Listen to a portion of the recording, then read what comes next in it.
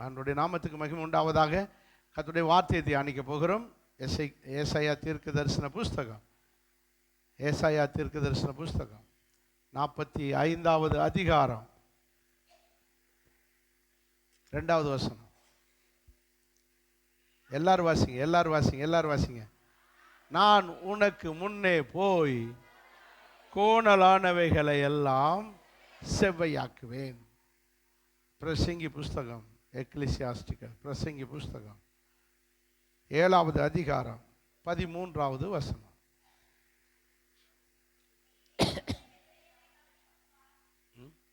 தேவனுடைய செயல்களை வாசிங்க என்னோட சேர்ந்து. தேவனுடைய செயல்களை கவனித்து பார், அவர் கோணலாக்கினதை நேர்மையாக்கத்தக்கவன் யார்? கர்த்தருடைய நாமத்துக்கு மகிமை உண்டாவதாக. நமக்கு இந்த வசனங்களை ஆசீர்வதிப்பாராக. இந்த டிவி நிகழ்ச்சிகளை பார்க்கிறவர்கள் உங்களுடையதான சப்ஸ்கிரைப் பண்ணுங்கள், மற்றவர்களுக்கும் இந்த நிகழ்ச்சியை அறிமுகப்படுத்துங்கள். கர்த்தர் உங்களை ஆசீர்வதிப்பார். ஆமென். அல்லேலூயா. இப்போ மறுபடியும் வசனத்துக்கு வாங்க. என்னடா பாஸ்டர் இடையில என்னமோ பேசுறான்னு பாருங்க. அல்லேலூயா. எடுத்துக்கங்க.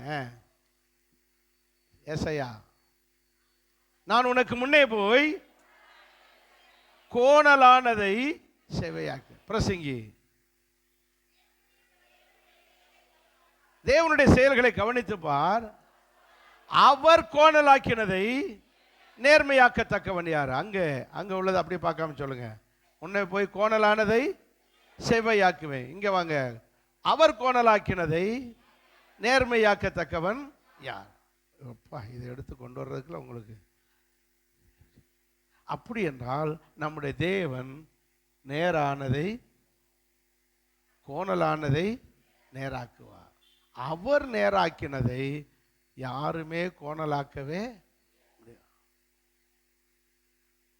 அவர் கோணலாக்கினதை யாரும் நேராக்க முடியாது. அவர் நேராக்கினதை யாரும் கோணலாக்க முடியாது. அவர் பூட்டினதை யாரும் திறக்க முடியாது. அவர் திறந்ததை யாரும் பூட்ட முடியாது. ஜெபம் பண்ணி தியானிப்போமா? நல்ல பிதாவே, இந்த வசனத்துக்காக ஜெபிக்கிறோம். இந்த வசனத்தை எங்களுக்கு ஆசீர்வதிக்க ஜெபிக்கிறோம். இந்த வசனத்தின் மூலம் எங்களோடு பேசும்படி ஜெபிக்கிறோம். ஒருவரும் வந்த வண்ணமாய் போகாமல் விடுதலையோடு ஆசீர்வாதத்தோடு செல்ல உதவி செய். இயேசு கிறிஸ்துவின் நாமத்தில் பிதாவே, ஆமென். அல்லேலூயா. நம்முடைய தேவன் கோணலானதை எல்லாம் செவ்வையாக்குகிறவர். அவர் கோணலாக்கினதை யாருமே நேராக்கவே முடியாது. அவரால் தான் முடியும். நம்ம கோணலாக்கினா அவர் சரி பண்ணிடுவார், நேராக்கிடுவார். அவர் கோணலாக்கினதை யாராலும் நேராக்கவே. புரிஞ்சுதா? அல்லேலூயா சொல்லுங்க. அவர் கோணலாக்குனா நம்ம நேராக்க முடியாது. ஆனா நம்ம கோணலாக்குனா அவரு நேராக்க. இந்த கோணலாக்குறதுனா என்ன, நேராக்குறதுனா என்ன? அதான் இன்னைக்கு செய்தி. கோணலாக்குறது என்றால் என்ன? கோணல்னா இப்படி வளைஞ்சு வளைஞ்சு இருக்கிறது கோணல். சிரிப்பை பாருங்க, அம்மா அம்மா இருக்கு. வளைஞ்சு வளைஞ்சு இருக்கிறது கோணல். நேரம் இருக்கிறதுக்கு பேரு நேரம். அப்படி தானே? அவ்வளோதான். இதுக்கு நமக்கு என்ன சம்பந்தம்? நம்ம வாழ்க்கைக்கு இதுக்கு என்ன சம்பந்தம்? அந்த அதிகாரத்தினுடைய கடைசி வரியை பாருங்க. கடைசி புஸ்தகம், கடைசி வசனம், 7வது அதிகாரம், பிரசங்கி 7வது அதிகாரம் கடைசி வசனம். செம்மையானவனாகவே கடவுள் உண்டாக்கினார், அவனும் தன்னுடைய உபாய தந்திரத்தினாலே கோணலாக்கி கொண்டார்கள். புரிஞ்சதா? அவர்கள் தங்களுடைய கடவுள் யாரை கெட்டவனாக படைக்கல. படைக்கும் போதே நல்லவனாத்தான் படைச்சாரு, செம்மையானவனாத்தான் படைச்சாரு. நம்ம வசனத்தின்படி பார்த்தா நேரதான் படைச்சாரு. இவன் தான் வளர வளர வளர என்ன ஆக்கிக்கிட்டான்? இப்போ ஓரளவுக்கு புரிஞ்சுக்கிட்டு வர உங்களுக்கு கோணல்னா என்னன்னு. தாறுமாறான வாழ்க்கை. கோணல்னா என்னது? தாறுமாறான வாழ்க்கை. நேராக்குது என்றால் செம்மையான வாழ்க்கை, கட்டுப்பாடான வாழ்க்கை, ஒழுக்கமான வாழ்க்கை. அதுக்கு பேர் என்னது? நேராக்கிறது. தேவன் கோணலாக்கினதை யாராலும் நேராக்கவே, ஆனால் நம்ம கோணலாக்கி வச்சிருந்தா அவர் என்ன ஆக்கி கொடுப்பார்? நேராக்கி கொடுப்பார். தாறுமாறான வாழ்க்கை, கோணலான வாழ்க்கை. மனுஷன் தன்னை வாழ்க்கையை கோணலாக்கி கொண்டான். அவர் நல்லா தான் படைச்சார். அவர் நல்ல பனை மரத்தை படைச்சார், தென்னை மரத்தை படைச்சார். வெயில் காலத்தில் இளநீ குடிக்கட்டும், நொங்கு குடிக்கட்டும்னு நல்ல தவிர இவன் அதில் கல் இறக்கி போதை குடித்து தண்ணி அடித்து போதையில் அலைவன்றது இவன் தனக்குத்தானே தன் வாழ்க்கையில் அதை வச்சு என்ன செஞ்சிட்டான்? கோணலாக்கி கொண்டான். சாராயம்னு ஒன்று கடவுள் படைக்கலை. சாராயத்தை உண்டாக்குனது யாரு? மனுஷன். அந்த பழத்தில் கொஞ்சம், இந்த பழத்தில் கொஞ்சம், அந்த பழத்தில் கொஞ்சம் பழத்தை போட்டு அப்படியே ஊற வச்சு அதை என்ன செய்கிறான்? கிண்டி ஊற வச்சு அதை கொதிக்க வச்சு அதிலேருந்து எடுத்து அதை என்னாக்குறான்? சாராயம். இந்த வேலையெல்லாம் இவன் தான் செஞ்சு அது கொஞ்சம் ஒரு குவார்ட்டர்னு கொஞ்சம் ஒரு டம்ளர் குடித்தாலே என்ன ஆயிடுது? சொல்லுங்க. போதை மூளை பாதிக்குது, சிறுமூளை பாதிக்குது, நினைவு சக்தி மாறுது. அப்படியே என்ன செய்கிறான்? தன்னுடையதான உடலை கெடுத்து கொண்டு போதை என்ற பேரில் நினைவாற்றலை மறக்க செய்கிறது. அந்த சாராயம் உடைய நினைவாற்றலை மறக்க செய்கிறது, மூளையை பாதிக்கிறது. இப்படி தனக்கு கோணலான வாழ்க்கையை மாற்றிக்கொண்டான், கோணலானவைகளாக மாறிக்கொண்டான். இப்படியெல்லாம் மனிதன் மாறுவதற்கு காரணம் என்ன? நம்ம அவருடைய இந்த 7ஆம் அதிகாரத்துக்கு வாங்க. 7ஆம் அதிகாரத்துக்கு வாங்க.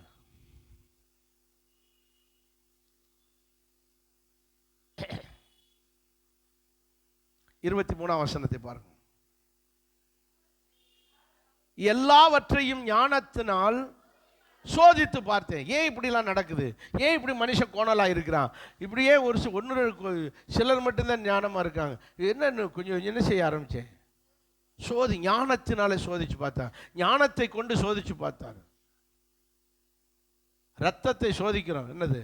Blood test. சொல்லுங்க, என்னது? பிளட் டெஸ்ட் எடுத்து பார்த்தா என்னென்ன இருக்குது அந்த ரத்தத்தில். கொலஸ்ட்ரால் எவ்வளோ இருக்குது, சுகர் எவ்வளோ இருக்குது, அப்படி எல்லாம் ரத்த கொதிப்பு எவ்வளோ இருக்குது, எல்லாத்தையும் எதில் தெரிஞ்சிருது? இந்த பிளட்டை டெஸ்ட் பண்ண.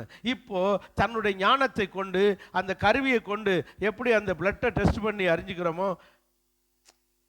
சும்மா பிளட்டை டெஸ்ட் பண்ண முடியும். அதுக்குன்னு என்ன இருக்குது? ஒரு கருவி இருக்குது. அந்த கருவியை வச்சு அந்த ஒரு சொட்டு ரத்தத்தை வச்சு அப்படியே டெஸ்ட் பண்ணி பார்த்தா உள்ளே எத்தனை செல்லு வெள்ளை அணுக்கு இருக்குது, எவ்வளோ சிவப்பணு இருக்குது, எவ்வளோ கொழுப்பு இருக்குது, எல்லாம் தெரிஞ்சு போயிடும். அந்த கருவி அவ்வளவு காட்டி கொடுக்கிறது. எவ்வளவு சுகர் இருக்கு, எவ்வளவு உப்பு சத்து இருக்கு, எவ்வளவு இனிப்பு சத்து இருக்கு, எவ்வளவு கொழுப்பு இருக்கு, அத்தனையும் அந்த கருவி கண்டுபிடிச்சு சொல்லிடுது. எவ்வளவு வெள்ளை அணுக்கு இருக்கு, எவ்வளவு சிகப்பணுக்கு இருக்கு, எல்லாத்தையும் என்னென்ன கிருமி இருக்கு, டைஃபாய்டு கிருமி எவ்வளோ இருக்கு, மஞ்சக்காமலை கிருமி எவ்வளோ இருக்கு, இது காய்ச்சல் சம்பந்தப்பட்ட அத்தனையும் இந்த கருவி என்ன செய்யுது? கண்டுபிடிக்குது. இவர் என்ன செய்யறாரு?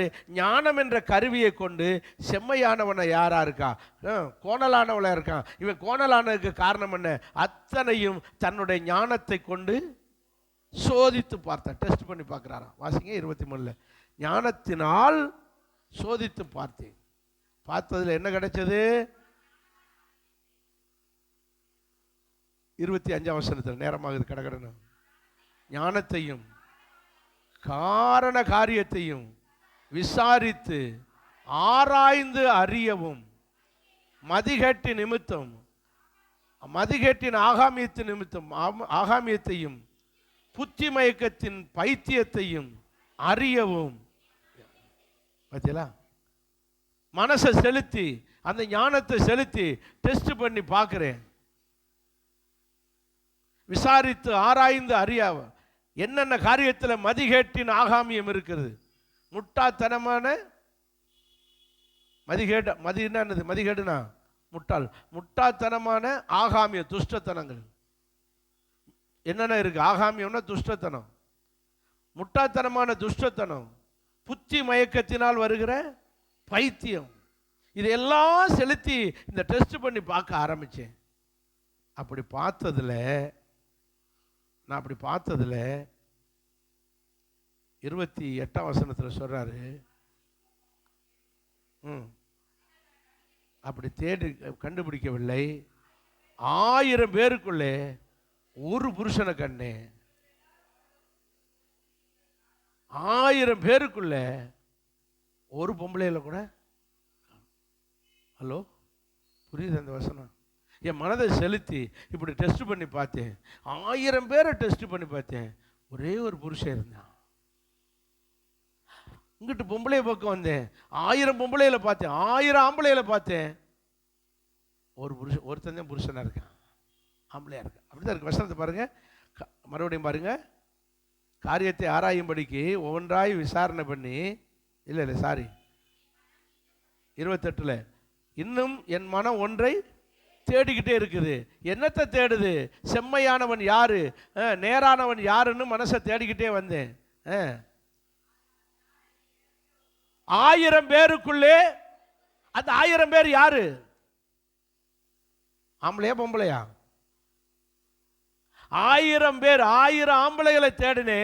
என் மனசை செலுத்தி எவன்டா கரெக்டா இருக்கான், எவன்டா செம்மையா இருக்கான், எவன்டா ஞானவனா இருக்கான், எவன் நேர்மையா இருக்கான்னு டெஸ்ட் பண்ணி பார்த்தா 1000 பேருக்குள்ள ஒருத்தன் தான் கரெக்டா இருக்கான், செம்மையானவனா இருக்கான், நேரானவனா இருக்கான். ஹலோ, சரி 1000 பொம்பளைகளை செக் பண்ணுவோன்னு சொல்லி 1000 பொம்பளைகளை தேடுறாரு ஞானத்தினால. யாராவது செம்மையானதா இருக்கா, நேரானதா இருக்கா என்று பார்த்தா அம்புட்டும் கோணலா இருக்கு. இந்த பக்கம் 1000ல் 1 தான் நேரா இருக்கு, அம்புட்டும் கோணலா இருக்கு. இந்த பக்கம் அவ்வளவும் கோணலா இருக்கு. நான் சொல்லலை, என்னை கோவிக்காது முறைக்கிற பார்த்தா எனக்கே பயமா இருக்கு. யார் சொல்லியிருக்கா? சாலமோன் சொல்றாரு. ஏன்னா அவருக்கு இதே தான் வேலை. ஏன்னா அவர் 1000 பொண்டாட்டி கட்டினாரு. எத்தனை பொண்டாட்டி அவருக்கு? 1000. அதனால இந்த பொம்பளையில பூரா செக் பண்ணி பார்த்து ஒரு பொம்பளை கூட அப்படின்னு நான் சொல்லலை, அவர் அனுபவத்தோடு சொல்றாரு. யாரு? அப்படி என்னதான் இந்த பொம்பளைய பண்ணுச்சு? அவர் சொல்றாரு, 1000 பெண்களை பார்த்து அதுல ஒருத்தி கூட நேரானவளே இல்லை.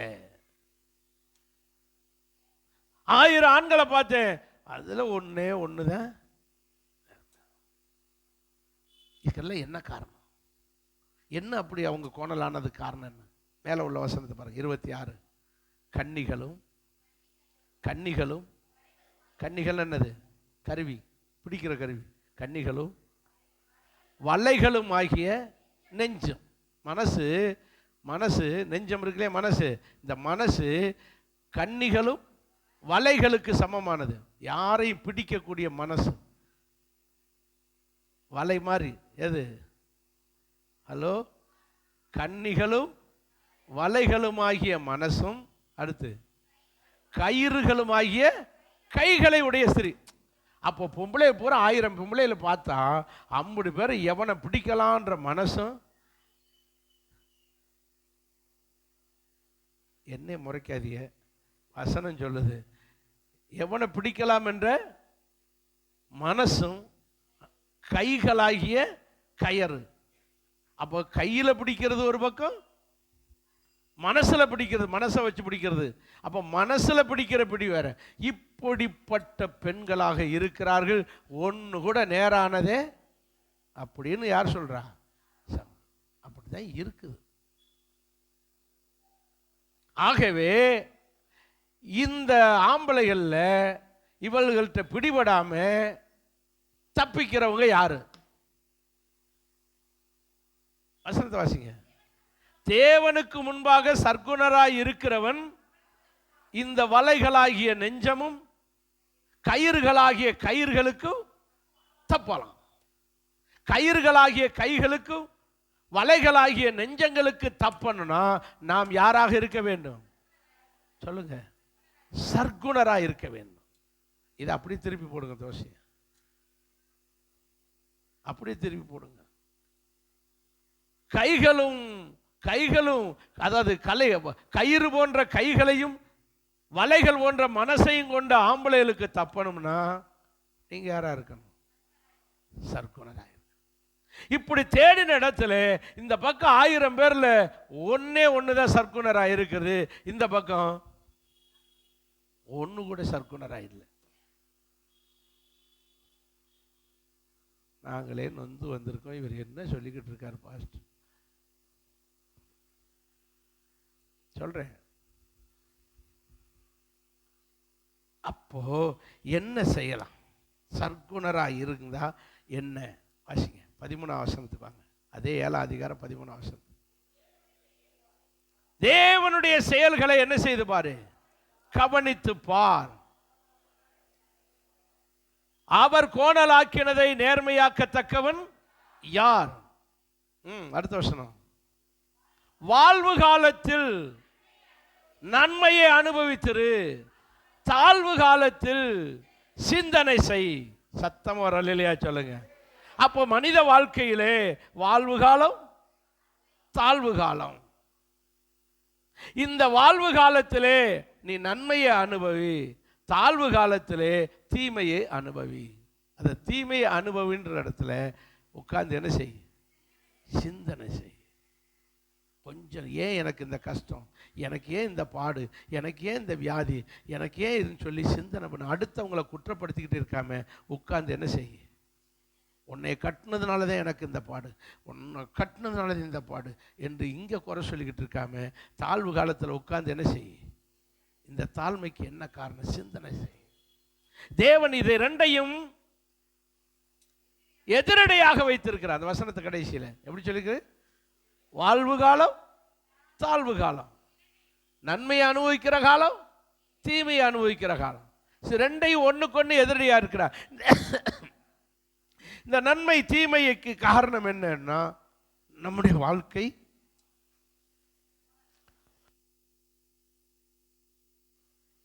நம்முடைய வாழ்க்கை கோணலாய் இருந்தால் தீமை தான், தாழ்வு காலம் தான் வரும். நம்முடைய வாழ்க்கை செம்மையாய் இருந்தால் வாழ்வு காலமாய் வரும், அது நேர்மையானது. அப்போ நேர்மை நன்மையை கொண்டு வரும், வாழ்வு காலத்தை தரும். கோணல் போச்சு, தாழ்வை கொண்டு வரும்.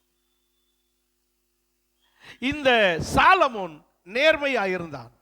கர்த்தரே வந்து அவர் பதவி ஏற்கும் போதெல்லாம் நேர்மையா இருந்தார், செம்மையானவனாக இருந்தார். அவர் போய் தேவாலயத்தை கட்டி பிரதிஷ்டை பண்ணும்போது தேவ மகிமை அப்படியே வந்து என்ன செஞ்சு இறங்குச்சு. கர்த்தர் தச்சுருவமா நேரம் வந்து சாலமோன்ட்ட பேசினார். உனக்கு என்ன வரம் வேணும்டா கேள்றான், நீ என்ன கேட்டாலும் உனக்கு என்ன செய்வேன். இப்படி யாருக்காவது கிடைக்குமா வரம்? ஆண்டவரை நேரம் வந்து சாலமோன்ட்ட சொன்னார். அப்போ கூட அவர் என்ன செஞ்சார், எனக்கு ஞானத்தை கொடுங்கப்பான்னு கேட்டார். இந்த ஜனங்களையெல்லாம் நியாயம் விசாரிக்க, இந்த ஜனங்களை நல்ல ஆட்சி பண்ண, இந்த ஜனங்களுக்கு நல்ல ஆட்சி கொடுக்கறதுக்கு எனக்கு என்ன கொடுங்க, ஞானத்தை கொடுங்க, நல்ல முறையில் ஆட்சி பண்ண ஞானத்தை கொடுங்க. அந்த அளவுக்கு ரொம்ப தேவனோடு அப்படி நல்ல செம்மையானவனாக இருந்தார். இப்போ இடையில இந்த பொம்பளைகளால் எல்லாம் யாரு, நீங்கள் அவ்வளவு இந்து பொம்பளைங்க அவ்வளோ பார்த்தீங்கன்னா புறஜாதி பெண்களை கட்டி அவ வரும்போதெல்லாம் விக்கிரகத்தோடு வந்து இவனுடைய வாழ்க்கை என்ன ஆக்கிருச்சு, கோணலாக்கி இவனையே எதை கும்பிட வச்சுட்டாங்க தெரியாதா? 1 ராஜாக்கள் 11 அதிகாரத்தை பாருங்க. இவனே விக்கிரகத்தை கும்பிட ஆரம்பிச்சிட்டான். சாலை இவர் தங்கத்தில் கோயில் கட்டி விட்டு அவ்வளோ பெரிய கோயிலை விட்டுட்டு போய் எதை கும்பிட்டுக்கிட்டு இருக்கான் போடுங்க. 1 ராஜா 11 அதிகாரத்தில்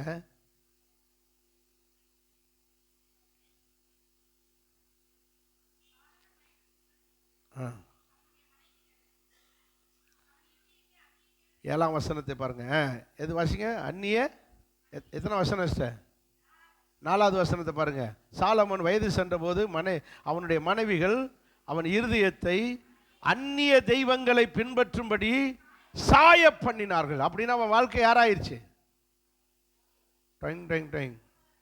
சொல்லுங்க, கோணலாதான். நல்ல நேர்மையா இருந்தவன், செம்மையானவனா இருந்தவன், கரெக்டா இருந்த ராஜா இப்போ அவனே தங்கத்துல 5 லட்சம் கோடிக்கு தங்கத்துல கோயில் கட்டி வச்சுட்டு இப்போ அவனே அந்த கோயிலுக்குள்ள போய் நம்ம ஆண்டவரை கர்த்தரை கும்பிடாம பலி செலுத்தாம போய் எதை கும்பிட்டுக்கிட்டு இருக்கான்? அந்நிய தெய்வத்தை வணங்க ஆரம்பித்தான். இவன் வணங்க காரணம் என்ன? அவனுடைய எல்லாம் அந்த பொம்பளை தான். கன்னிகளாகிய வலைகளும் நெஞ்சமும் கைகளாகிய கயறுகளாகிய கைகளையும் கொண்டு அந்த அத்தான் அத்தான் அத்தான் வாங்கத்தான் இந்த போய் நம்ம பிள்ளையார் கும்பிட்டு வந்துடுவோம் தான், முனியாண்டிக்கு கிராவட்டிட்டு வந்துடுவோம் தான் அப்படின்னு எடுத்துகிட்டு போயிட்டாளுங்க. அப்படியே அவனுடைய இருதயத்தை சாய பண்ணினார். அந்நிய தேவர்களுக்கு நேராக சாய பண்ணினார்கள். அவங்க சாய பண்ணினா உனக்கு எங்க போச்சு அறிவு? 7ஆம் வசனம் சொல்லுது, சாலமோன் எருசலேமுக்கு எதிரான மலையிலே மோவாபியரின் அருவருப்பாகிய காமோஸ் என்ற தெய்வத்துக்கும் அம்மோன் புத்திரரின் அருவருப்பாகிய மோலோகி என்ற தெய்வத்துக்கும் மேடைகளை கட்டி, ஐயோ அதுகளுக்கு போய் தூபங்காட்டி பலி செலுத்தி அப்படியே அவன் வாழ்க்கையை பாழாக்கின அந்த ஸ்திரிகள் எல்லாம் அந்த மனைவிமாருக்காக. அதெல்லாம் புரிஞ்சவங்க அல்லையா சொல்லுங்க. இப்போ நேர்மையாய் இருந்த செம்மையாய் இருந்த சாலமோனுடைய வாழ்க்கை கோணலானது. நம்ம வாழ்க்கை எப்படி இருக்கு? சர்ச்சுக்கு வரும்போது நல்லா இருந்தமே, நல்லா ஜெபம் பண்ணமே, நேர்முழங்கால நின்னமே, இப்ப 5 நிமிஷம் கூட நிக்க முடியலையே. என்ன ஆயிடுச்சு? முன்ன ஆராதனைக்கு ஆரம்பிக்கிறதுக்கு முன்னாடி வந்து உட்கார்ந்தமே, இப்ப பாதியில வர்றமே. ஹலோ, என்ன ஆகிட்டு போகுது வாழ்க்கை? கோணலான வாழ்க்கை என்றால் எங்க போய்கிட்டு இருக்கோன்னு அர்த்தம். தாழ்வு காலத்தை நோக்கி போகிறோம். நேரா இருக்கிறோம் என்றால் வாழ்வு காலத்தை நோக்கி போகிறோம். நீங்கள் வாழ்வு காலத்திலே நன்மையை அனுபவி, தாழ்வு காலத்திலே தீமையை அனுபவின்னு சொல்லல, தீமையை அனுபவிப்பா. தன்னால தீமை வந்துடும். அந்த தீமையில உட்கார்ந்து என்ன செய்ய? சிந்தனை செய். ஏன் எனக்கு இந்த கஷ்டம்? ஏன் எனக்கு இந்த பாடு? எனக்கு ஏன் இந்த வியாதி? எனக்கு ஏன் இந்த நஷ்டம்? எனக்கு ஏன் இந்த இப்படி இருக்கேன் என்று உட்கார்ந்து என்ன செய்ய? அப்படி சிந்திச்சு திருந்தி சரியானவர்களை பற்றி நாம் எக்ஸாம்பிளா பார்க்க போறோம். முதல் குடும்பம் யார் குடும்பம்? ஆதாம் ஏவாள் குடும்பத்தை எடுத்து பாருங்க. ஆண்டவர் அவர்களை நல்லா படைச்சு அருமையான ஏதேன் தோட்டத்தை கொடுத்து, தோட்டம்னு தான் பேரு, ஆனா உள்ள சகல வசதி இருக்கு. எங்க? ஏதேன்ல. வெயிலே இல்லை, கிளைமேட், ஆனால் வெளிச்சம் இருக்கும். ராத்திரியில் கூட கரண்ட் இல்லைன்னு நினைக்காதியா, கர்த்தர் கரண்ட் போட்டு கொடுத்தாரு. லைட்டிங், இருட்டுக்குள்ள இருக்கக்கூடாது என் பிள்ளைன்னு என்ன போட்டு கொடுத்தாரு? லைட்டிங் வசதி பண்ணி கொடுத்தாரு. அப்படி லைட்டிங் வசதி பண்ணி கொடுத்து, நல்ல கிளைமேட்டை கொடுத்து, நல்ல சாப்பாட்டுக்கு வேலைக்கே போகாமல் உட்காந்து சாப்பிட்ற மாதிரி, நினைச்ச நேரம் போய் சாப்பிட்டு வந்து உட்காந்துக்கிற மாதிரி நல்ல பல வகைகளை கொடுத்து, நல்ல சாப்பாடை கொடுத்து, நல்ல வசதியை கொடுத்து, அந்த ஏதேன் தோட்டத்தில் அழகாக உட்காந்து அருமையாக வாழ்ந்துக்கிட்டு இருந்தாங்க. யாராரு? அதாமோ ஏவாள். சண்டாளி இந்த பொம்பளை யாரு? என்னைக்கு இவளை கட்டுனனோ அன்னைக்கே என் சந்தோஷமே போச்சு அப்படின்னு இவங்க சொல்லுவாங்க. நீங்கள் என்ன சொல்லுவீங்க? நான் எவ்வளோ செல்லமாக இருந்தேன் எங்கள் அம்மா அப்பாட்ட, என்னைக்கு இந்த மனுஷனை என் சுதந்திரமே போச்சு, என் சந்தோஷமே போச்சு அப்படின்னு ஒருத்தர் சாக்கு சொல்லாம, வசனம் என்ன சொல்லுது? உன் தாழ்வு காலத்தில் உட்கார்ந்து என்ன செய்? சிந்தனை செய்து இந்த தாழ்வு காலத்தையே என்ன காலமா மாற்றணும்? வாழ்வு காலமா மாற்றணும். அதுக்கு தான் சர்ச்சுக்கு வர்றோம். நீங்க தாழ்வு காலத்தை சொல்லி குறை சொல்லிக்கிட்டே இருக்காம, ஆதாம்கிட்ட போய் கேட்டா என்ன சொல்லுவான்? இவளை கட்டினதுனாலதான் நான் இந்த கஷ்டம். இப்ப வெயில்ல வந்து வேர்க்க வேர்க்க வேலை செய்ய வேண்டியது. அங்க ஒரு வேர்வை வரல எனக்கு. எங்க? ஏதேன் தோட்டத்தில் ஒரு வேர்வை வரல. ஜில்லு ஜில்லு ஜில்லுன்னு இருந்துச்சு. அங்கே வேர் ஊட்டி மாதிரி இருந்துச்சு. அந்த தோட்டத்துக்கு ஊட்டி மாதிரி இருந்துச்சு. இங்கே வந்து இப்போ வேலை செஞ்சு வேர்க்க வேர்க்க வேலை செஞ்சாதான் சாப்பாடு. மட்டும் எடுத்து வெட்டி வெட்டி வெட்டி வெட்டி வயலை வெட்டி வெட்டி வேலை செஞ்சாதான் சாப்பாடு. எல்லாத்துக்கும் காரணம் இவ தான் அப்படின்னு இப்படி சாக்கு சொல்லாம வந்தாச்சு. தாழ்வு காலம் வந்துருச்சு. என்ன செய்யணும் என்று செய், சிந்தனை செய். யாரால கஷ்டம் வந்தாலும் சரி, இனி அதிலிருந்து தப்பிக்க என்ன வழி, இதை யோசித்து இன்றைக்கு நீங்கள் சரி பண்ணினால் உங்கள் வாழ்க்கை என்ன காலமாய் மாறும்? வாழ்வு காலமாய் மாறும். நன்மையை அனுபவிக்கிற வாழ்வு காலமாய் மாறும். அதற்கு பிறகு அவர்களுக்கு அப்படி தன்னுடைய வாழ்க்கையை மாற்றிக்கொள்ளாதிருந்தார்கள். நல்லா விளங்கிக் கொள்ள வேண்டும். இதே போலதான் பைபிள் முழுவதிலும் பாருங்க. பைபிள் முழுவதிலும் பாருங்க. யாக்கோ ஈசாக்குக்கு 2 ஆம்பளை பிள்ளை. ஒருத்தன் ஏசா, இன்னொருத்தன் ஒருத்தன் தன் வாழ்வையை வாழ்வு காலமாக வச்சுக்கிட்டான், ஒருத்தன் தன் வாழ்க்கையை தாழ்வு காலமாக. இன்னொரு விதத்தில் சொன்னா, ஒருத்தன் தன் வாழ்க்கையை செம்மையா வச்சுக்கிட்டான், நேரா வச்சுக்கிட்டான் யாக்கோபு. ஏசாவோ தன் வாழ்க்கையை கோணலாக்கி கொண்டான். அது எப்படி வச்சிருந்தான்னு சொல்லியிருக்கு. வாசிங்க ஆதியாகமம் 28 அதிகாரம் 7ஆம் வசனத்தை பாருங்க. ஆதியாகமம் 28:7. தகப்பனுக்கும் தன் தாய்க்கும் எப்படி சொல்லுங்க, எப்படி சொல்லிருக்கு, கீழ்ப்படிந்தான். அதனால அவன் வாழ்க்கை செம்மையா இருந்தது, அவன் வாழ்க்கை நன்மையை அனுபவிக்கிற வாழ்க்கையா இருந்தது, அவன் வாழ்க்கை வாழ்வு காலமா இருந்தது. Very good. சத்தமா ஒரு அல்லேலூயா சொல்லுங்க. யாருடைய வாழ்க்கை? காரணம் என்ன? அவன் தாய் தகப்பனுக்கு. ஆனால் ஏசாவுடைய வாழ்க்கையை பாருங்க, அவன் தாய் தகப்பனுக்கு என்ன செய்யல, கீழ்ப்படியல.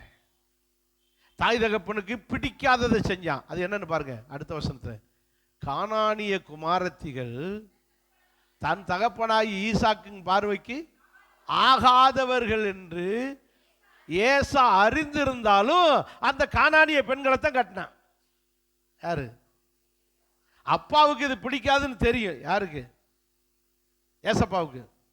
அப்படியா? ஈசாக்கு அப்பாவுக்கு. ஏசாவுடைய அப்பாவாகிய ஈசாக்குக்கு கானானிய ஸ்திரீகளையே என்ன செய்யாது, பிடிக்காது. ஆனா அந்த இந்த ஏசா என்ன செஞ்சான்னா அந்த கானானிய பெண்களை தான் கல்யாணம் பண்ணான். யாக்கோபு எடுத்துக்கிட்டா தாய் தகப்பனுக்கு கீழ்ப்படிந்தான். அப்போ நல்லா கவனிக்கணும், தாய் தகப்பனுக்கு கீழ்ப்படிவது கர்த்தருடைய வார்த்தைக்கு நாம் கீழ்ப்படிவது போன்றது. குமாரனாய் இருந்தும் எபிரேயர் 5:8 இயேசு கிறிஸ்து தேவனுடைய குமாரனாய் இருந்தும் பட்ட பாடுகளினாலே, சொல்லுங்க, பட்ட பாடுகளினாலே எபிரேயர் 5:8 கீழ்ப்படிதலை கற்றுக்கொண்டு கீழ்ப்படிந்தார். அப்போ சில கஷ்டங்கள், சில பாடுகள், சில தாழ்வு காலங்கள் நமக்கு எதை கொண்டு வருகிறது? கீழ்ப்படிதலை. கஷ்டத்தில் நம்ம புரிஞ்சுக்கணும், ஏன்டா எனக்கு இந்த கஷ்டம், ஏன் இந்த கஷ்டம் அப்படின்னு ஆண்டவரை குறை சொல்றதை விட்டுட்டு, ஆண்டவரை முறுமுறுக்கிறதை விட்டுட்டு, மேலும் மேலும் கஷ்டம் வருவதுக்கு ஏதுவான தப்புக்களை பண்ணாம அந்த கஷ்டத்தில் தன்னை திருத்தி கொண்டு ஆண்டவருடைய வார்த்தைக்கு என்ன செய்யணும்? சொல்லுங்க. பாருங்க, அவர் குமாரனாய் இருந்தும் கீழ்ப்படிதலை எதன் மூலம் கற்றுக்கொண்டார்? பாடுகள் மூலம். ஒரு கஷ்டம் வருது, ஒரு தாழ்வு காலம் வருதா, ஏன் எனக்கு இந்த தாழ்வு என்று அதன் மூலம் ஆண்டவருக்கு என்ன செய்யணும்? நான் கீழ்ப்படியல, அதனால இது எனக்கு வந்துருச்சு, இனிமே ஆண்டவருக்கு நான் என்ன செய்யணும்? கீழ்ப்படியணும். புரிஞ்சவங்க அல்லேலூயா சொல்லுங்க. எல்லாரும் சேர்ந்து ஒரு அல்லேலூயா சொல்லுங்க. அப்போ நாம் கோணலானவைகளை நாம சரி பண்ண முடியாது, கர்த்தர் சரி பண்ணி தருவார். நாம் கீழ்ப்படிய கீழ்ப்படிய, அதான் சொல்லு, தேவன் உனக்கு முன்னே போய் கோணலானவைகளை, தேவன் கோணலாக்கினதை யாராலும், அவரே நமக்கு தாறுமான வாழ்க்கை அனுமதிச்சிட்டான்னு ஒன்றும் செய்ய முடியாது. நம்ம தாறுமான வாழ்க்கையை தெரிந்து கொண்டுட்டோம்னா ஆண்டவற்றை செபிக்கும் போது, ஆண்டவருக்கு கீழ்ப்படியும் போது அவர் வந்து நம்முடைய கோணலான தாறுமாறான வாழ்க்கையை, கோணலான அந்த காரியத்தை எல்லாம் என்ன செஞ்சு கொடுப்பாரு? சரி பண்ணி கொடுப்பார். புரிஞ்சவங்க அல்லேலூயா சொல்லுங்க. புரிஞ்சவங்க மட்டும் சொல்லுங்க. அப்படி என்றால் நாம் தேவனுடைய வார்த்தைக்கு என்ன செய்ய பழகணும்? கீழ்ப்படிய பழகணும். யாரை போல? சொல்லுங்க, யாக்கோபை போல. அதனாலே யாக்கோபுடைய வாழ்க்கை அப்படியே கூடிக்கிட்டே போச்சு, நல்ல ஆசீர்வாதம் ஆகிட்டே போச்சு. பெரிய சீமானான். 2 பரிவாரங்களுக்கு சொத்துக்களை கொடுத்தார், ஆசீர்வாதத்தை கொடுத்தார், மனைவி பிள்ளைகளை தந்தார், பெரிய ஆண்டவருடைய தரிசனம் கிடைச்சது. வானத்துக்கு தூதர்கள் வருவாங்க, அவங்க நல்ல கடவுளோட அட்டாச்மெண்ட்டாக கடைசி வரை வாழ்ந்து நல்ல பூரண வாழ்க்கை வாழ்ந்தார். ஏன்? அவன் தேவனுடைய வார்த்தைக்கு முதல்ல தாய் தகப்பனுடைய வார்த்தைக்கு கீழ்ப்படிஞ்சான், பெற்றோருடைய வார்த்தைக்கு கீழ்ப்படிஞ்சான். அப்படி கீழ்ப்படிஞ்சு ஆண்டுடைய வார்த்தைக்கு என்ன செய்கிறவனை மாறினா? கீழ்ப்படியாக. முதல்ல வீட்டில் பெற்றோருக்கு என்ன செய்யணும்? ஹலோ வாலிப பிள்ளைகளை, புரியுதா? முதல்ல யாருக்கு கீழ்ப்படியணும்? பெற்றோருக்கு கீழ்ப்படுகிறதே ஆண்டவருக்கு கீழ்ப்படுகிறதுக்கு சமம். பாஸ்டர் கீழ்ப்படிவதே ஆண்டவருக்கு கீழ்ப்படுகிறதுக்கு சமம். ஏன்னா ஆவிக்குரிய பெற்றோர் யாரு? பாஸ்டர் யாரு? உங்கள் ஆத்மாவுக்கு பெற்றோர். இயேசு யாரு? உங்கள் ஆத்மாவுக்கு மணவாளன். நம்முடைய ஆத்மாவுக்கு மணவாளன். ஏன்னா ஒரு ஸ்திரியானவள் புருஷனுக்கு என்ன செய்யணும்? கீழ்ப்படியணும். இது ஆத்மாவுக்கு அவர் புருஷனாக இருக்கிறார். இந்த சரீரத்துக்கு உங்கள் வீட்டுக்காரர் தாலி கட்டியிருப்பார். சரீர புருஷன் அவர். இயேசு ஆத்மாவுக்கு புருஷன், ஆத்மா மணவாளன். அவருக்கு கீழ்ப்படி. இந்த புருஷன் எங்கள் வீட்டுக்காரர் வந்துடுவார், சீக்கிரம் நான் சமையல் பண்ணி வைக்கணும். இந்த இந்த இந்த வீட்டுக்காரருக்கு அவர்கிட்ட கேட்டுட்டு வரேன், அவர்கிட்ட சொல்லிட்டு வரேன். சர்ச்சுக்கு வாங்கினா இருந்தாலும் எங்கள் வீட்டுக்கார்ட்ட ஒரு வார்த்தையை சொல்லிக்கிறேன், கேட்டு வரேன். அந்த வீட்டுக்காரருக்கு கீழ்ப்படுகிற ஒரு இது இருக்கு வச்சுலாம் சரீர புருஷனுக்கு. இது போல ஆத்ம புருஷன் நமக்கு யார் இருக்கா? இயேசு. நம்முடைய ஆத்மாவுக்கு அவர் மணவாளன். அவர்கிட்ட கேட்டு செய்கிறோமா? அவர் கீழ்ப்படுகிறோமா? அவருடைய வார்த்தை தான் எது? வேத வசனம். வேத வசனம் என்பது ஆத்ம மணவாளனாகி இயேசுவின் வார்த்தைகள். அவருடைய வார்த்தைக்கு என்ன செய்யணும்? சொல்லுங்க, கீழ்ப்படியணும். புரிஞ்சவங்க அல்லேலூயா சொல்லுங்க. சுலமித்தியா சொல்றா, என் ஆத்தும நேசர் அவர். எப்படி சொல்றா அவ? என் ஆத்தும நேசர் அவர். தேவனுடைய பிள்ளைகளா இருக்கிற நீங்களும் நானும் கீழ்ப்படியணும். யாக்கோபுடைய வாழ்க்கை அப்படி போனது. சரி, அடுத்து ஒரு சம்பவத்தை பார்க்கிறோம். அதே அதிகாரம் 28 அதிகாரத்துக்கு வாங்க சார். 39 அதிகாரத்திலே யோசேப்பை பார்க்கிறோம். சத்தமா ஒரு அல்லேலூயா சொல்லுங்க. இந்த யாக்கோபுடைய மகன் யாரு? யோசேப்பு. இந்த யோசேப்பு தன் தகப்பனுக்கு கீழ்ப்படிந்து ஒழுக்கமாய் கண்ணியமாய் வாழ்ந்தார். ஆனால் அவருக்கு 10 அண்ணமாரு 5-10 பேர் இருக்காங்க யோசேப்புக்கு. அந்த 10 பேரும் துன்மார்க்கமாய் இருந்தார்கள். 37 அதிகாரம் 2 வசனம்.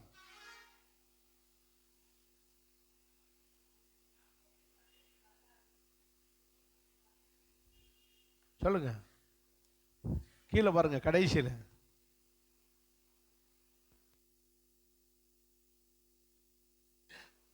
யோசேப்புக்கு 17 வயசு. அவளாக தகப்பனு கீழ்ப்படிஞ்சு வாழ்றாரு. அவனுடையதான அண்ணமாராகிய 10 பேரும் துன்மார்க்கமாய் வாழுகிறார்கள். அந்த 10 பேருடைய துன்மார்க்கத்தை தன் தகப்பனுக்கு என்ன செய்வான்? சொல்லுவான். ஏன்னா இவனால கண்டிக்க முடியாது, இவனால அண்ணமார கண்டிக்க முடியல. ஆனா இவன் போய் அப்பாட்ட சொல்லுவான், அப்பா அண்ணன் சரியில்லைப்பா, அண்ணன் பீடி குடிக்கிறான்ப்பா, அண்ணன் சீரு குடிக்கிறான்ப்பா, அண்ணன் குடிச்சிருக்கான்ப்பா. தன் தகப்பனுடைய துன்மார்க்கத்தை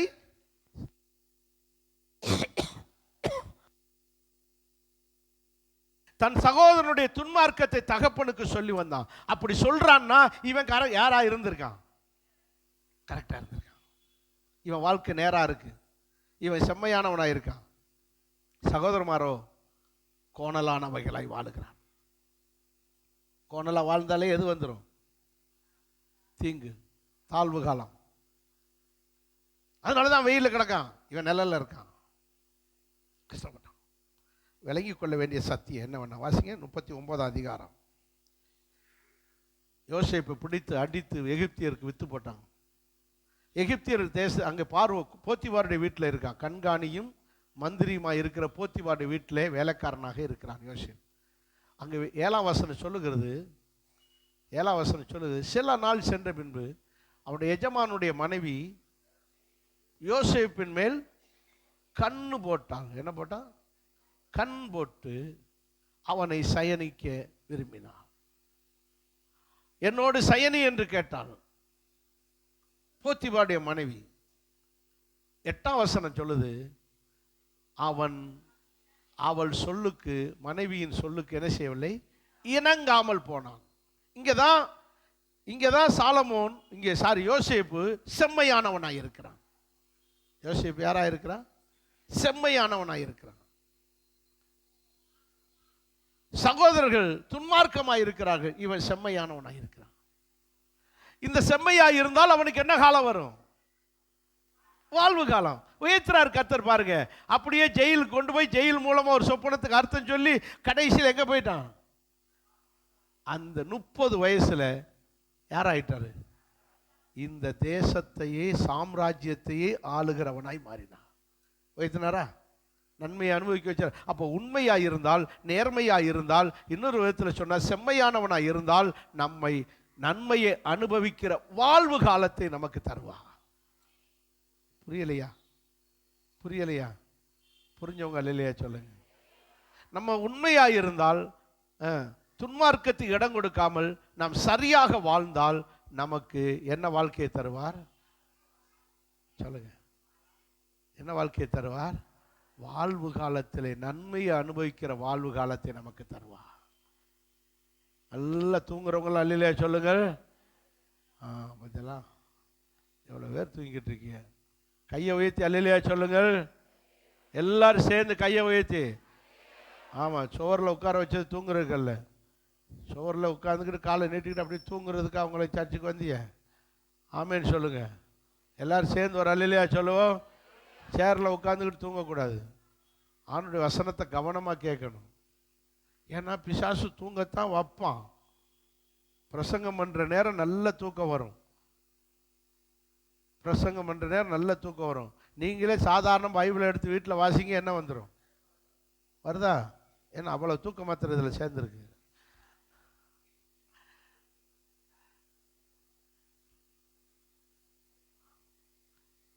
அதையும் மீறி ஒழுங்காக வாசித்தா தான் இதனுடைய அர்த்தம் கிடைக்கும், சாராம்சம் கிடைக்கும்.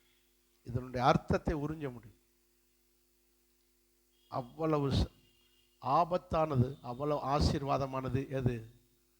வேதம். ஆசீர்வாதத்துக்கு ஆசீர்வாதமாக இருக்கும். ஆனால் அந்த ஆசீர்வாதத்தை எடுக்கணும்னா கொஞ்சம் என்ன செய்யணும்? கவனமாக இருக்கணும். வாழ்வு காலம். யோசேப்புக்கு என்ன காலம் வந்துருச்சு? அவனுக்கு என்னையா நேற்று வரைக்கும் இப்படி இருந்தான், இன்னைக்கு பாரு வாழ்வு காலம். வண்டியில் அப்படி ஜிமுக்குன்னு போகிறான். ஜிமுக்குன்னு அவளுக்கு வந்த பாரு ஜிக்குன்னு அப்படி நடந்து போகிறத பாருக்கு நிற்கிட்டு. வாழ்வு காலம். கத்தருக்கு பயந்து நடக்கிறாங்க. கத்தர் அவர்கள் என்ன செய்கிறார்? துன்மார்க்கத்துக்கு இணங்காமல் கத்தருக்கு வசனத்துக்கு இணங்கி போகிறார்கள். அவர்களை எல்லாம் கத்தர் என்ன செய்கிறாரு? உயர்த்துறாரு. நல்ல வாழ்வு காலத்தை தராரு. நம்மளும் அதுபோல இந்த வருஷத்தில், இந்த வாழ்க்கையில் நல்ல கத்தருக்கு பயந்து, நல்ல துன்மார்க்கத்துக்கு இணங்காமல், பாவத்துக்கு இணங்கி போகாமல், நேர்மையாய் பரிசுத்தமாய் வாழ்ந்தால் நம்மளையும் கத்தர் உயர்த்தி ஒரு வாழ்வு காலத்தை கொடுக்க உண்மையுள்ளவர். ஆமேன். எல்லாரும் சேர்ந்து ஒரு அல்லேலூயா சொல்லுவோமா? அல்லேலூயா. மோசேக்கு, மோசே யாரு? மோசே தெரியுமில்ல? தெரியாது. அப்படி அவர் நம்ம சர்ச்சில் யாருமே எனக்கு தெரியாது. மோசேனே தெரியாது. பைபிளில் உள்ள மோசே சொல்கிறேன். அவருக்கு ஒரு அக்காவும் ஒரு அண்ணனும் உண்டு. யாருக்கு? அக்கா பேர் மிரியாம், அண்ணன் பேர் சொல்லுங்க ஆரோன். இந்த ரெண்டு பேருமே மூத்தவங்க. மோசே தான் மூணாவது நபர் அவங்க வீட்டில். அதனால மோசையை கொஞ்சம் அசால்ட்டாக நினைப்பாங்க. யார்? அண்ணனும் அக்காவும். ஏன்னா இவன் பிறந்து அந்த தொட்டியில், நாணல் தொட்டியில் வச்சு நைல் நதியில் விடும்போது போய் பார்த்து பெட்டி யார் தூக்குறா எல்லா விவரத்தையும் வந்து அம்மாவுக்கு சொன்னது யாரு? மிரியாமாகிய அக்காக்காரி. தமக்கைன்னு இருக்கும் அந்த இடத்துல. என்ன இருக்கும்? தமக்கைனா மூத்தவன் அர்த்தம், மூத்த அக்கான்னு அர்த்தம். அம்மா அம்மா பெட்டிய ராணி தான் தூக்கிட்டு போறாங்க. பார்வோனுடைய குமாரத்தி ராணி தான் தூக்கிட்டு போறாங்க. அப்படியாடா? அப்ப தெரிஞ்சு போச்சு எங்க இருக்குங்க நம்ம மகனை. எங்க வளர போறான்? அரண்மனையில் வளர போறான். அப்படியா? சந்தோஷம் மோசையோடைய அம்மாவுக்கு. அதுக்கு பிறகு அங்கே அப்படியே ஆளை விட்டு, அங்கே வேலை செய்கிறவங்க இந்த குழந்தைய வளர்க்குறதுக்கு, பால் கொடுக்கறதுக்கு யார் வேணும்? ஒரு தாய் வேணும். தாய்ப்பால் கொடுக்கறதுக்கு ஒரு ஆள் வேணும் அப்படின்னு சொல்கிறாங்க. உடனே இவங்க என்ன செய்கிறாங்க? வந்து ஏம்மா இங்கே யார்? இவன் தான் அவங்க அம்மா. தமக்கை யார்? மிரியாம்னு சொல்கிறான். இந்த எங்கள் தெருவில் ஒரு அம்மா இருக்குது, பால் கொடுக்கும் அந்த அம்மா. அப்படியா? அதுக்கு குழந்தை பிறந்த ஒரு பால் இருக்குது. அப்படியா? ஓடியா ஓடியா ஓடியான்னு அந்த இவன் தான் கூட்டிகிட்டு வந்து சேர்க்குறா. யார்கிட்ட? அவங்க அம்மாட்ட. அந்த அரண்மனையிலேருந்து தேடுறாங்க, மோசைக்கு பால் கொடுக்குறக்கு ஒரு அம்மா வேணும்னு. உடனே இந்த அப்படியா நீ பால் கொடுப்பியாம்மா? கொடுக்குறையா? எனக்கு சம்பளம் எவ்வளோ தருவீங்க? அப்போது சம்பளம் பேசியாச்சு. இப்போ பால் கொடுக்க போகிற பெத்த மகனுக்கு துட்டோட பால் கொடுக்குற வாக்கியம் யாருக்கு? மோசையுடைய அம்மாவுக்கு. பாருங்கள் எப்படி பாருங்க, அதில் படிக்க படிக்க இன்ட்ரெஸ்டிங்காக இருக்கும். போய் அந்த அம்மா பால் கொடுக்குது, வளர்றாரு. அப்படியே வளர்ந்து இவ்வளோ செல்வாக வளர்ந்தாலும் இந்த மோசையை இந்த இந்த மிரியாமும் ஆரோனு சின்ன பையன் தானடா, நேற்று பிறந்தவன் தானடா அப்படின்னு மட்டமாகவே நினச்சிக்கிட்டு இருந்தான். அதுக்கு பிறகு 40 வயசாச்சு, அங்கே போனார், கொலை செஞ்சு இது பண்ணார், மீதியான தேசத்துக்கு போனார், கல்யாணம் பண்ணி சிப்போரால் என்ற எத்தியோப்பிய ஸ்திரியை கல்யாணம் பண்ணார். நீங்கள் அந்த எத்தியோப்பிய ஸ்திரினா நீங்கள் புரிஞ்சுக்கிறணும், ஆப்பிரிக்காவில் உள்ள ஒரு ஊர் தான் என்னது எத்தியா. அப்போ எத்தியோப்பியாவும் எகிப்து ஒரே சம நாடாக இருந்தது, சமதளமாக இருந்தது. எத்தியாவும் இந்தியாவும் அப்படி தான் இருந்துச்சு, ஒரே. அப்போ அதுக்கு பிறகு தான் பூமி எதிர்ச்சியில் அது என்ன தனி தீவாக கடல் உள்ளே வந்துருச்சு, தனி தீவாக போச்சு. அதே மாதிரி இஸ்ரவேலும் எத்தியோப்பியாவும் ஒரே இதாக தான் இருந்துச்சு, தரப்பகுதியாக. அங்கே எத்தியோப்பியாவிலே ஒரு ராஜா இருந்தார். அவங்க அந்த தேசத்தை செழிப்பான வளமான நாடு எத்தியோப்பியா நாடு. என்னைக்கு உடன்படிக்கை எப்படி தூக்கிட்டு போனாங்களோ அன்னைக்கு அவங்களுக்கு சனியம் பிடிச்சிருச்சு, பஞ்ச நாடாக மாறிடுச்சு. எது? எத்தியோப்பியா, சோமாலியாலாம் அந்த பக்கம். அது ஒரு பக்கம் பெரிய கதை. இப்போ நல்லா கவனிக்க வேண்டிய சத்தியம், இந்த எத்தியோப்பிய தேசத்துக்காரங்க இங்கே வந்து குடியிருந்தாங்க மீதியான் தேசத்தில். அந்த மீதியான் தேசத்தில் ஒரு ஆசாரியனுடைய மகள் தான் யார்? சிப்போரால். அந்த சிப்போராலத்தை யார் கட்டினா? கதை புரிஞ்சதா? அல்லையா சொல்லுங்க. கதைனா ஊன்னு சொல்லணும், ஆமேன்னு சொல்லுங்க. எத்தியோப்பிய தேசத்துக்காரங்க மீதியான் தேசத்தில் போய் ஆடு மேய்ச்சிக்கிட்டு இருக்காங்க.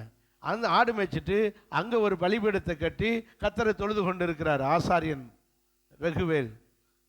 யாரு? ரகுவேல், எத்ரோ, 2 பேர் அவருக்கு. என்ன பேர்? எத்ரோ, ரகுவேல். அவர் ஆடு மேய்ச்சிக்கிறார். அவருக்கு 7 பொம்பளை பிள்ளைய, 7 பொம்பளை பிள்ளைய. 7 பொம்பளை பிள்ளைன்னு நம்ம அரசனா ஆண்டி ஆவான்னு சொல்லுவாங்க. நீங்கள் டவுரி குடிக்கிற அன்னைக்கு டவுரி கிடையாது, அன்னைக்கு டவுரிலாம் கிடையாது. அவன் கொண்டு வந்து கொடுத்துட்டு கட்டிட்டு போகணும். யாருக்கு? அந்த காலத்தில் ஈசாக்குக்கு ரெபேக்காலுக்கு கொண்டு போய் என்ன செஞ்சு வந்தார்? கொடுத்து தான் 50 பவுன் 100 பவுன் கொண்டு கொடுத்து தான் பொண்ணு, அப்போ தான் பொண்ணு கிடைக்கும். அப்போ 7 பொம்பளை பிள்ளை இருந்துச்சுன்னா பெரிய பணக்காரர் ஆயிட்டாருன்னு அர்த்தம். யாரு? எத்தனை அப்பா. அடே உனக்கு 7 பொம்பளை பிள்ளையா? அடிச்சதுடா லக்கு உனக்கு. ஒவ்வொருத்தனும் எம்புடு கொண்டு வந்து கொடுக்க போறானோ உனக்கு. இப்போ பொம்பளை பிள்ளைன்னா அவங்களுக்கு சீப்பாக தருது. எத்தனை பவுன் போடுறியன்னு, எவ்வளோ ரொக்கம் கொடுக்குறியன்னு. அந்த காலத்துலனா பொண்ணுடைய அப்பா கொடுத்து வச்ச ஒரு பொம்பளை பிள்ளை பிறந்தா, அடிச்சதுடா லக்கு, நமக்கு என்ன பிள்ளை பிறந்துருச்சு? பொம்பளை பிள்ளை பிறந்தது. 7 பொம்பளை பிள்ளைனா பெரிய பணக்காரர் ஆகிட்டார். கொண்டு வந்து கொடுத்தாதான் பொண்ணு கிடைக்கும். ஆனால் மோசே ஒன்றுமே கொடுக்காம கட்டி வச்சார். யாருக்கு? மோசைக்கு சிப்போரால கட்டி வச்சார். கொஞ்சம் கருப்பு பொண்ணு, அவ்வளோதான். யார்? சிப்போரா. இங்கே வந்து எகிப்து தேசத்துலேருந்து இஸ்ரவேல் ஜனங்களை விடுவிச்சு வனாந்தரமாக 40 நாள் வனாந்தரத்தில் வந்து கானான் தேசம் வரப்போகிற நேரத்தில் இந்த மிரியாம் சொல்கிறா, வாசிங்க என்னாகமோ 12 அதிகாரத்தில், என்னாகமோ 12 அதிகாரத்தில் 2ஆம் வசனத்தை பாருங்க.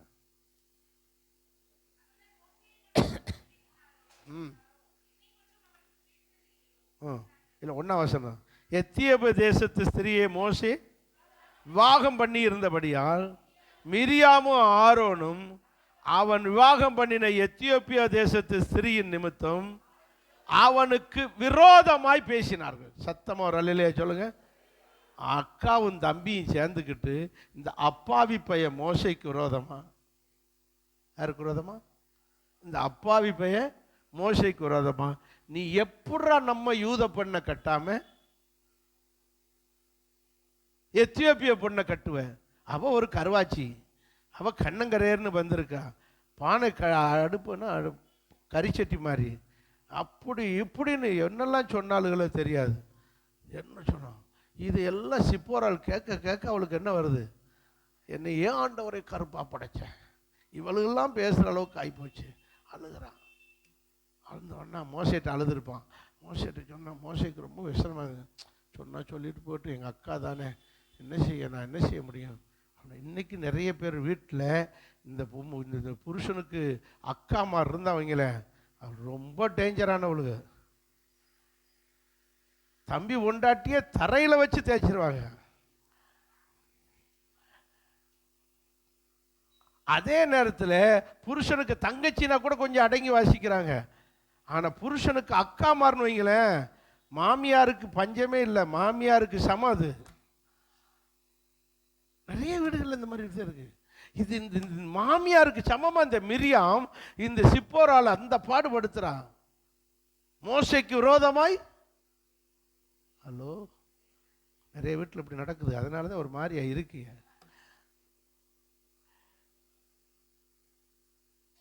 மோசைக்கு விரோதமா. மோசே இதை போய் எதிர்த்து கேட்டாரா? ஏன் இப்படி பேசுறிய? ஏன் நான் என் பொண்டாட்டி எனக்கு பிடிச்சது நான் கட்டிக்கிட்டேன், அன்னைக்கு என்ன நீங்களா எனக்கு கட்டி வச்சிய? அவங்க அப்பா தானே எனக்கு விரும்பி எனக்கு டவுரியோ கொடுக்காட்டாலும் பரவாயில்லன்னு என்னை கட்டி வச்சாரு. இப்படி போய் ஏதாவது பேசினாரா? இல்லை. மோசே சகிச்சுக்கிட்டாரு. அக்காவை எதிர்த்து பேசக்கூடாது, அக்கா மூத்தது, அம்மாவுக்கு சமம் அக்கான்றது அப்படின்னு சொல்லி ரொம்ப மரியாதை கொடுத்து, மிரியாமுக்கு மரியாதை கொடுத்து, ரொம்ப இங்கிட்டு ஒரு பக்கம் அண்ணன் யாரு? ஆரோனுக்கு மரியாதை கொடுத்து அவர் அட்ஜஸ்ட் பண்றாரு.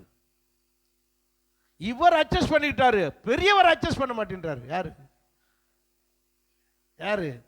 தேவன் என்ன செஞ்சாருன்னு பாருங்க. என்ன செஞ்சாரு? 8ஆம் வசனத்துல, 10ஆம் வசனத்துல மேகம் எப்படி சொல்லிருக்கு? மேகம் கூடாரத்தை விட்டு, அப்படின்னா என்ன? கர்த்தர் ஆசரிப்பு கூடாரமாகி ஆலயத்தை விட்டு போயிட்டாரு. நான் இருந்தா தானே வந்து என்கிட்ட ஏதாவது பஞ்சாயத்து பண்ணுவிய, ஆசீர்வாதம் கேட்பிய, மன்னிப்பு கேட்பிய. உங்களை மன்னிக்கவே மாட்டேன்டா, மன்னிப்பு கேட்டாலும் நான் மன்னிக்கிற இடத்துல இருக்க மாட்டேன் அப்படின்னு சொல்லி கோவிச்சுட்டு போயிட்டாரு. யாரு? ஆலயத்தை விட்டு போயிட்டாரு. மேகம் ஆலயத்தை விட்டு போயிடுச்சு. போன உடனே அங்க போனவர் சும்மா போகாம இவளுக்கு எதை அனுப்பி வச்சுட்டு போயிட்டாரு? குஷ்டத்தை அனுப்பி வச்சுட்டு போயிட்டாரு. யாருக்கு? மிரியாம். இப்போ மோசே மிரியாமும் ஆரோனும் அண்ணனும் அக்காவும் தம்பியும் உட்காந்து பேசுறாங்க. யாருக்கு விரோதமா? சின்ன தம்பி ஆகிய மோசைக்கு விரோதம் பேசுறாங்க.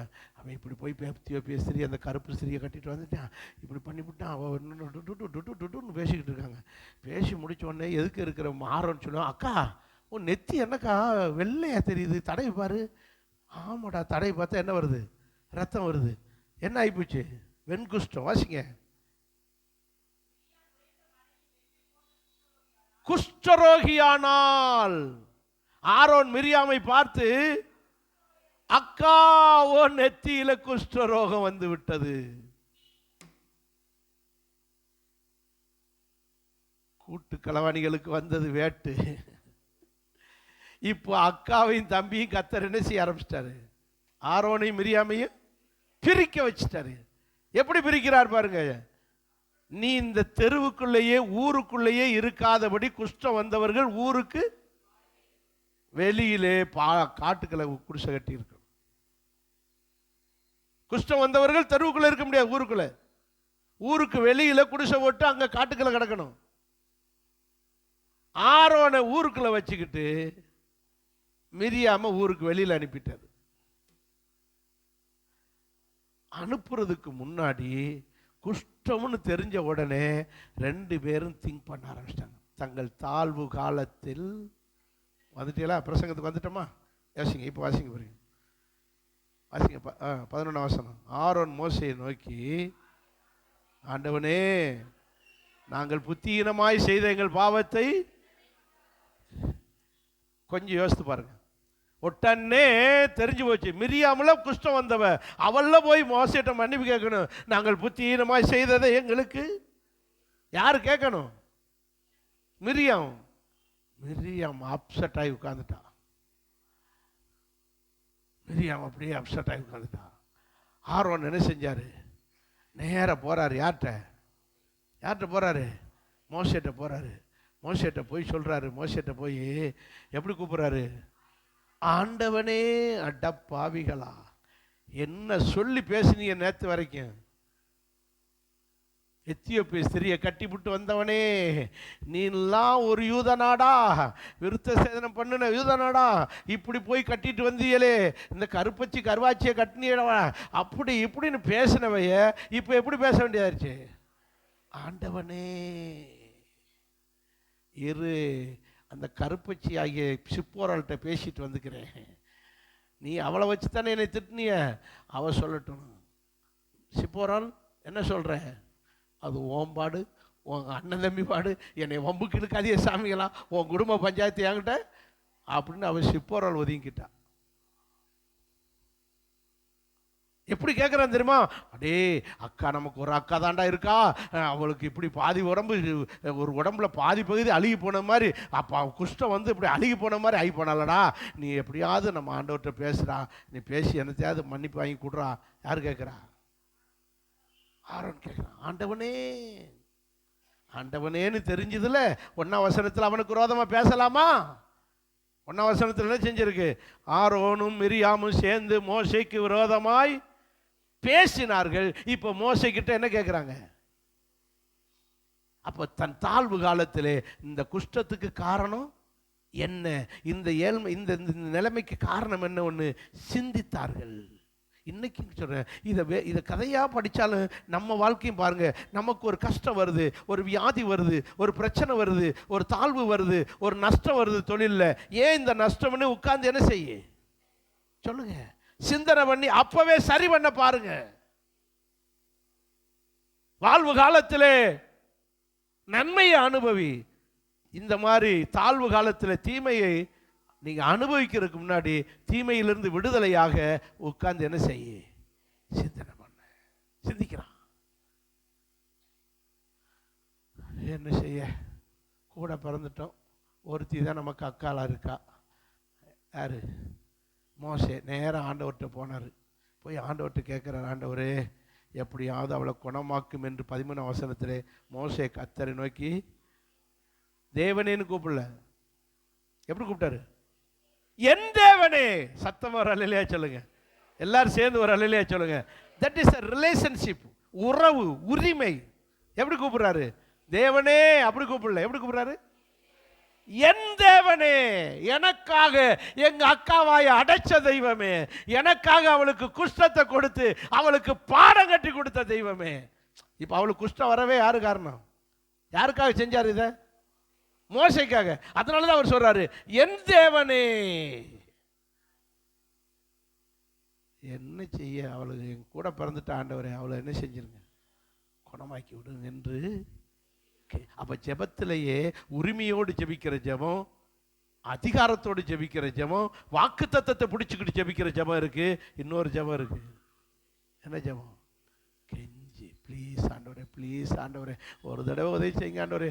என்ன செய்ய ஆண்டவரே, என்னை பேசினாலும் என்னைத்தானே பேசுகிறேன், உங்களை ஒன்றும் பேசலை ஆண்டவரே, இருந்தாலும் ஒரு தடவை எனக்காக மன்னிச்சிருங்க ஆண்டவரே அப்படின்னு சொல்லி என்ன செய்கிறான்? எப்படி கெஞ்சினான்னு நான் கொஞ்சம் கற்பனை பண்ணுறேன், அவ்வளோதான், வேற ஒன்றும் இல்லை. கெஞ்சினான்னு தான் பைபிளில் இருக்குது. என்ன சொல்லி கெஞ்சிருப்பான்? என்ன செய்ய ஆண்டவரே, செத்துட்டா எனக்கு அக்கா இல்லை, அவள் எங்கள் அம்மா மாதிரி ஆண்டவரே, அவளை ஒன்றும் செஞ்சிடாதீங்க ஆண்டவரே, பாவம் ஆண்டவரே, ப்ளீஸ் ஆண்டவரே, ஒரு தடவை எனக்காக மன்னிச்சிடுங்க ஆண்டவரே, எங்கள் அக்காவை என்ன செஞ்சு விட்டுருங்க. நான் பிறந்தப்போ என்னை யார் தூக்கிட்டு போனா எல்லா விவரத்தையும் அவள் தான் ஆண்டவரை சொல்லி ஹெல்ப் பண்ணா, அதுக்காவது மன்னிங்க ஆண்டவரே. டங் டங் டங் என்ன சொல்லி கெஞ்சிருப்பான்னு தெரியாது. கெஞ்சினாலும் விட மாட்டேன்றார். யாரு? பெரியவர். அவளை ஜெயிலில் போடு 7 நாளைக்கு, அவளுக்கு ஜாமீனே கிடையாது. குறைஞ்சது 7 நாளாவது அவள் எங்கே இருக்கணும்? ஜெயிலில் கிடக்கணும், ஜெயிலில் கிடக்கணும். அப்படிதான் இருக்கு வசனம். எப்படி போட்டிருக்கு? 15ஆம் வசனம், மிரியாம் 7 நாள் பாளையத்துக்கு புறம்பே விலக்கப்பட்டிருந்தாள். அப்படின்னா என்ன? ஊருக்குள்ளே இல்லாமல் அவனை பிடிச்சி ஜெயிலில் போட்டது மாதிரி ஊருக்கு வெளியில் 7 நாளாவது அவள் தனியாக கிடந்தா தான் அவளுக்கு அருமை தெரியும். ஜெயிலில் என்னது? தனியாக போடுறது தானே. அது மாதிரி ஜெயிலில் போட்டது மாதிரி ஊருக்கு வெளியில் அவள் 7 நாள் கிடந்து கொஞ்சமாவது அங்கே கிடந்து இனிமேல் யாருக்கும் விரோதமாக பேசக்கூடாதுன்னு புத்தி வரட்டும், அங்கே கிடக்கட்டும் 7 நாளைக்கு.